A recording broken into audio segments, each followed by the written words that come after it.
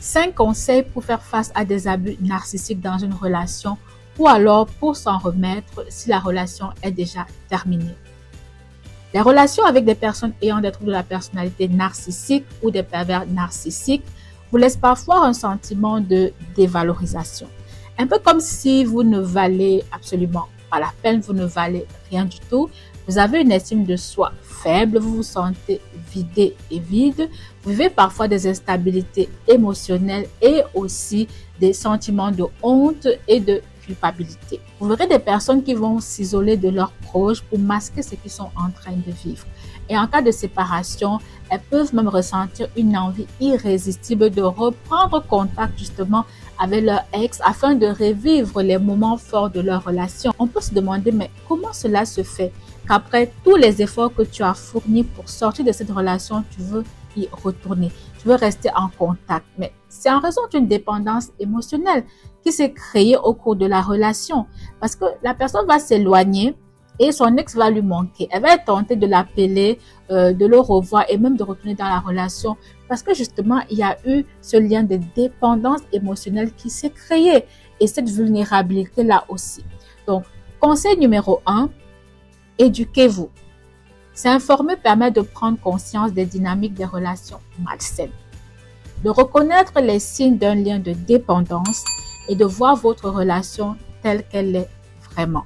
Vous allez ainsi reconnaître quand une relation nuit profondément à votre bien-être et qu'elle n'est pas bonne pour vous. Si vous ne vous informez pas, si vous ne vous éduquez pas sur les troubles de la santé mentale, vous aurez du mal à identifier que la personne avec laquelle vous vivez a peut-être ce trouble-là.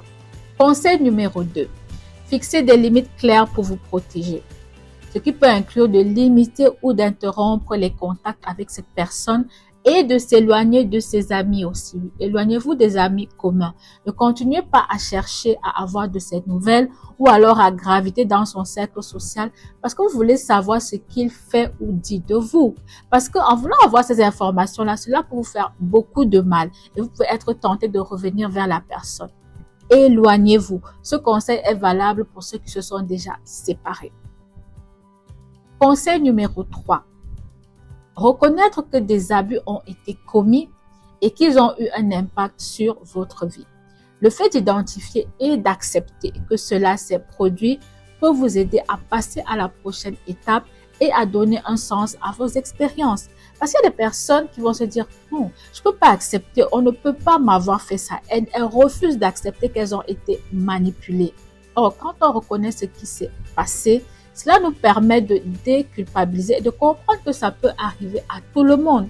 Se faire manipuler, se faire abuser, ce n'est pas une question d'intelligence. Ce n'est pas une question de maturité. Ce n'est pas certaines personnes seulement. Oui, il y a des gens qui sont plus vulnérables que d'autres. Mais c'est important de reconnaître les abus qui ont été commis parce que tout le monde peut se retrouver un jour ou l'autre dans une relation avec une personne qui a un trouble de la personnalité narcissique. Donc, quand tu reconnais ce qui est arrivé, c'est beaucoup plus facile pour toi de passer à l'étape supérieure.